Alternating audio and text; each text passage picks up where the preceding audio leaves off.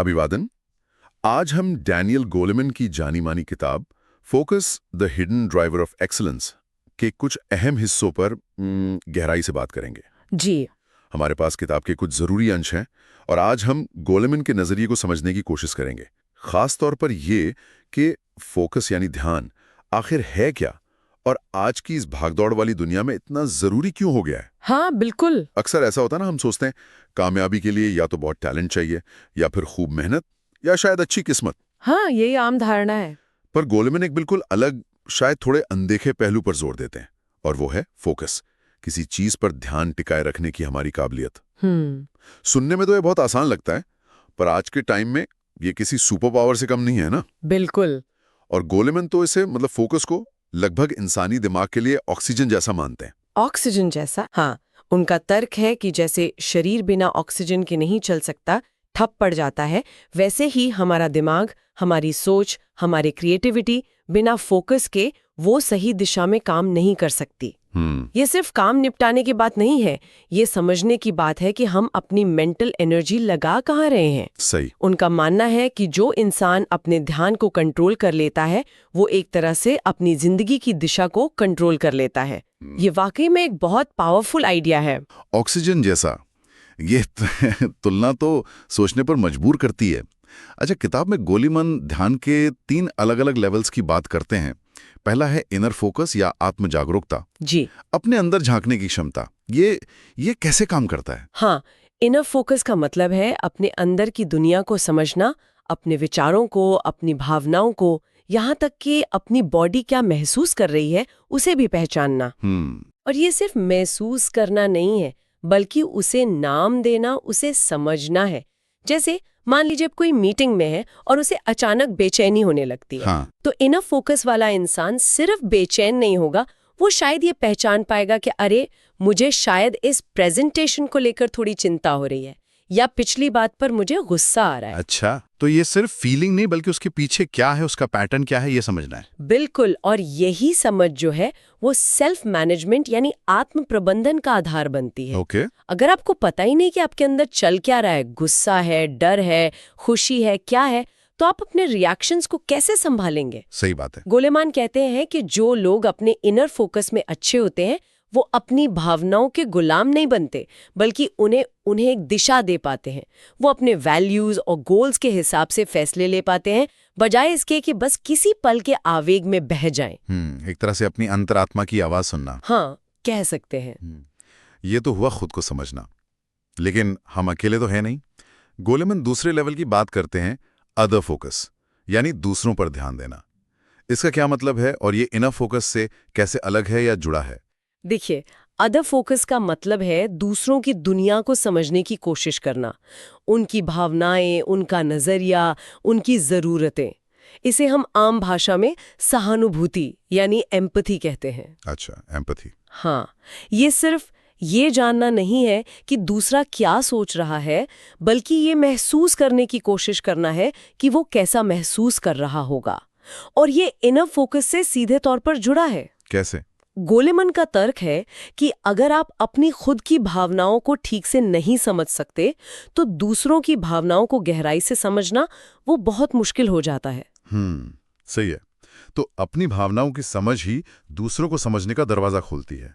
लेकिन ये other focus रिश्तों में कैसे मदद करता है? कोई प्रैक्टिकल उदाहरण? जरूर। सोचिए एक टीम लीडर के बारे में। अगर लीडर में अदर फोकस की कमी है, तो वो शायद अपने टीम के मेंबर्स की चिंताओं को, उनके स्ट्रगल को अनदेखा कर दे। हाँ, हो सकता है। वो शायद सिर्फ डेडलाइन और टारगेट पर ही ध्यान दे। नतीजा, टीम का मोराल गिरेगा, लोग कनेक्टेड फील नहीं करेंगे। इसके उलट जिस लीडर में अदर फोकस है, वो न सिर्फ सुनेगा, बल्कि बॉडी लैंग्वेज, आवाज के टोन जैसी छोटी छोटी बातों पर भी ध्यान देगा। वो समझ पाएगा कि कोई मेंबर क्यों परेशान है या किसी को किस तरह की मदद चाहिए। सही। इससे भरोसा बढ़ता है, रिश्ते मजबूत होते हैं और टीम जाहिर है बेहतर परफॉर्म करती है।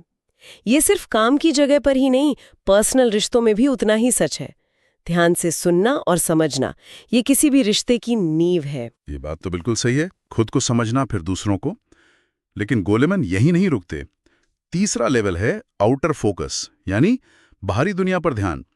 इसका दायरा तो काफी बड़ा लगता है। ये क्या चीज है? हाँ, आउटर फोकस हमें बड़ी पिक्चर देखने में मदद करता है। ये सिर्फ हमारे आसपास के लोगों तक ही सीमित नहीं है, बल्कि ये बड़े सिस्टम्स, ट्रेंड्स और दुनिया कैसे काम कर रही है इसे समझने की क्षमता है। बड़े सिस्टम्स मतलब समाज, अर्थव्यवस्था, पर्यावरण, टेक्नोलॉजी, ये सब इसमें आ जाते हैं। एक बिजनेस चलाने वाले के लिए इसका मतलब हो सकता है मार्केट के बदलते ट्रेंड्स को समझना, भविष्य की चुनौतियों और मौकों को भांपना। एक नागरिक के लिए इसका मतलब हो सकता है सामाजिक या पर्यावरण से जुड़े मुद्दों को समझना और उसमें अपनी भूमिका देखना। क्या आप कोई ऐसा उदाहरण दे सकती हैं जहां आउटर फोकस की कमी नुकसानदेह साबित हुई हो? सोचिए किसी ऐसी कंपनी के बारे में जो सालों तक एक ही प्रोडक्ट बनाती रही और बहुत कामयाब भी रही, लेकिन उसने बदलते टेक्नोलॉजिकल ट्रेंड्स पर यानी आउटर फोकस पर ध्यान नहीं दिया। अच्छा। नई टेक्नोलॉजी आई, ग्राहकों की पसंद बदली और देखते ही देखते वो कंपनी मार्केट से बाहर हो गई। कोडेक का उदाहरण अक्सर दिया जाता है डिजिटल फोटोग्राफी के मामले में। हाँ, बिल्कुल। उनके पास इनर फोकस, अपनी ताकत जानना, और शायद अदर फोकस, ग्राहकों की जरूरतें, कुछ हद तक था, लेकिन बदलते बाहरी माहौल यानी आउटर फोकस को समझने और उस पर रिएक्ट करने में वो पीछे रह गए। गोलेमन कहते हैं कि जो सफल लीडर्स और संगठन होते हैं वो इन तीनों तरह के फोकस में एक बैलेंस बनाते हैं। वो अपने अंदर भी देखते हैं, अपनी टीम को भी समझते हैं और बाहरी दुनिया पर भी नजर रखते हैं। ये तीनों मिलकर एक तरह का अटेंशन का इकोसिस्टम बनाते हैं। ये तीनों स्तर, इनर, अदर, आउटर, वाकई सोचने का एक नया फ्रेमवर्क देते हैं। लेकिन यहीं पर एक बड़ा लेकिन आता है।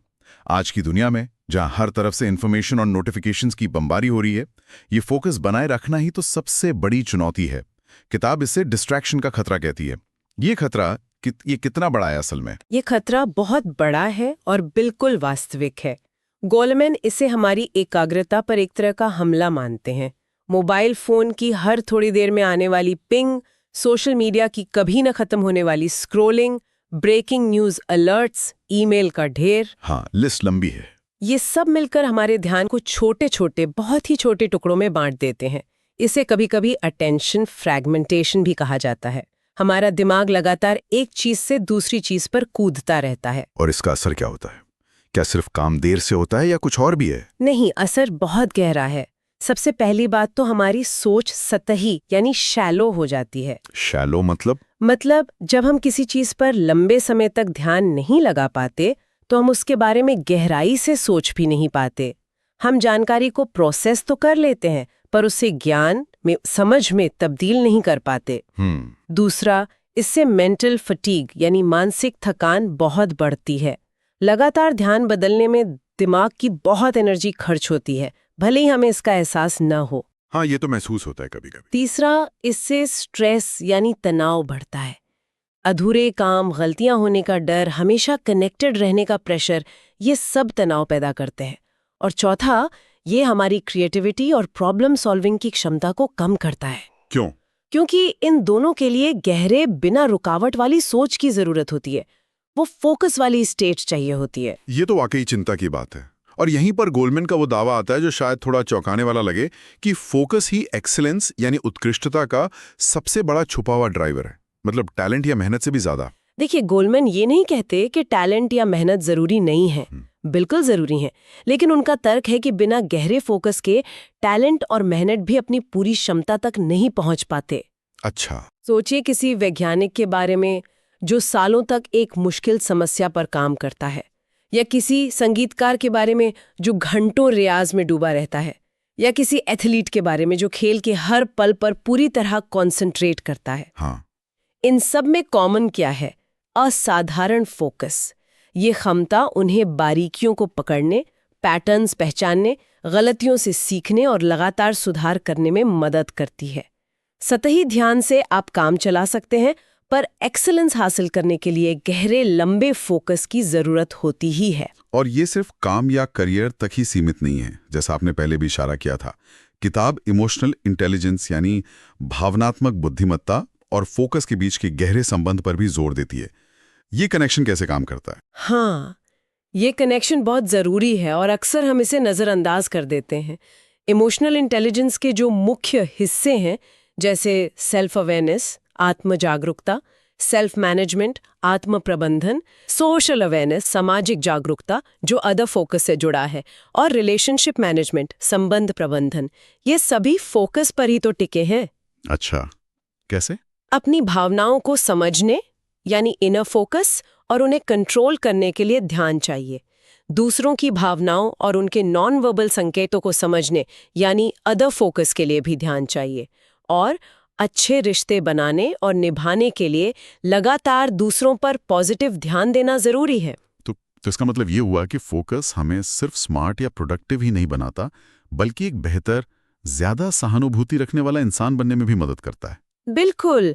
आप सोचिए, जब आप किसी से बात करते हुए सच में उस पर ध्यान देते हैं, अपना फोन साइड में रखकर, उसकी आंखों में देखकर, उसकी बात को बिना काटे सुनते हैं, तो आप सिर्फ इन्फॉर्मेशन एक्सचेंज नहीं कर रहे होते। हाँ। आप उसे इज्जत दे रहे होते हैं, आप दिखा रहे होते हैं कि वो आपके लिए महत्वपूर्ण है। ये विश्वास और गहरे कनेक्शन की नींव रखता है। गोलेमैन तर्क देते हैं कि हमारी इस डिजिटल डिस्ट्रैक्शन वाली जिंदगी में किसी को अपना पूरा बिना बटावा ध्यान देना शायद सबसे बड़ा तोहफा है जो हम दे सकते हैं। ये एक बहुत ही अहम बात कही आपने।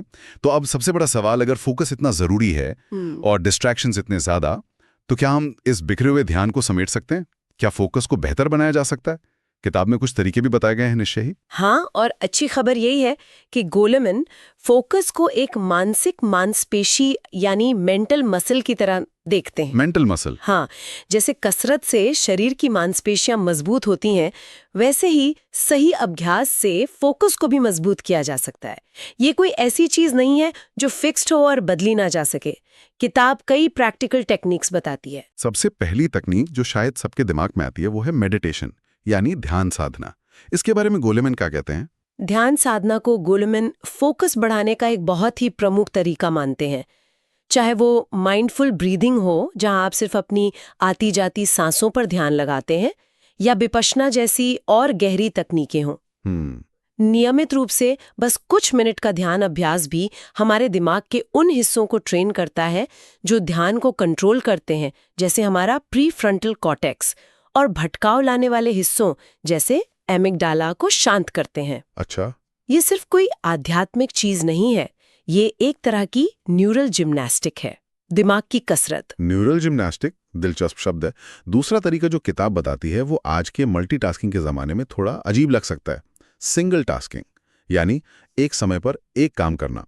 क्यों? मल्टीटास्किंग तो आजकल बहुत जरूरी स्किल मानी जाती है। हाँ, मानी जाती है, लेकिन गोलेमैन और कई न्यूरोसाइंटिस्ट मानते हैं कि जिसे हम मल्टीटास्किंग कहते हैं वो असल में मल्टीटास्किंग है ही नहीं है।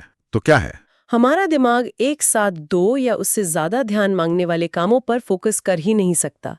हम असल में बहुत तेजी से एक काम से दूसरे काम पर अपना ध्यान स्विच कर रहे होते हैं, टास्क स्विचिंग। और हर बार स्विच करने में समय और मेंटल एनर्जी लगती है, गलतियों की संभावना बढ़ती है और किसी भी काम में वो गहराई नहीं आ पाती। सिंगल टास्किंग का मतलब है एक काम चुने, उस पर तब तक ध्यान लगाएं जब तक वो पूरा ना हो जाए, या कम से कम एक तय समय तक, और फिर दूसरे काम पर जाएं। ये ज्यादा असरदार और कम थकाने वाला तरीका है। ये सुनने में तो आसान लगता है, पर करने में शायद मुश्किल हो, खासकर ऑफिस के माहौल में जहां सब कुछ एक साथ हो रहा होता है। बिल्कुल मुश्किल है, क्योंकि हमारी आदतें और हमारा माहौल अक्सर इसके उलट होता है। लेकिन कोशिश तो की जा सकती है। जैसे ईमेल चेक करने का एक टाइम फिक्स कर लेना, बजाय हर नोटिफिकेशन पर रिएक्ट करने के। हाँ, ये हो सकता है। या किसी जरूरी रिपोर्ट पर काम करते समय बाकी सारे टैब्स और एप्स बंद रखना। तीसरा तरीका इसी से जुड़ा है, डिजिटल डिटॉक्स या डिजिटल सीमाएं तय करना। डिजिटल डिटॉक्स, इसका मतलब क्या फोन फेंक देना है? नहीं, बिल्कुल नहीं। टेक्नोलॉजी तो हमारी जिंदगी का हिस्सा है। डिटॉक्स का मतलब है टेक्नोलॉजी के साथ अपने रिश्ते को सोच समझ कर मैनेज करना। अच्छा, कैसे? इसका मतलब हो सकता है काम के दौरान जो गैर जरूरी नोटिफिकेशंस हैं उन्हें बंद रखना। दिन का कुछ समय, जैसे सुबह का पहला घंटा या रात को सोने से पहले, स्क्रीन फ्री रखना। सोशल मीडिया का इस्तेमाल लिमिट करना, शायद दिन में 1 या 2 बार ही चेक करना। मीटिंग्स या खाना खाते समय फोन को दूर रखना। हाँ, ये छोटी छोटी चीजें हैं। हाँ, ये छोटी छोटी सीमाएं हमारे ध्यान को लगातार बिखरने से बचाती हैं। और एक और दिलचस्प तरीका जिसका जिक्र किताब में है, छोटे छोटे प्लान करके ब्रेक लेना। हमें लगता है लगातार काम करने से ज्यादा काम होगा, पर गोलेमैन कहते हैं कि ब्रेक जरूरी हैं। क्यों? हाँ, क्योंकि हमारा ध्यान लंबे समय तक एक ही लेवल पर फोकस नहीं रह सकता। जैसे शरीर को आराम चाहिए, वैसे ही दिमाग को भी। लगातार काम करने से फोकस कमजोर पड़ता है, थकान बढ़ती है और गलतियां होने लगती हैं। अच्छा। पोमोडोरो टेक्निक, जैसे 25 मिनट काम, 5 मिनट ब्रेक, इसी सिद्धांत पर आधारित है।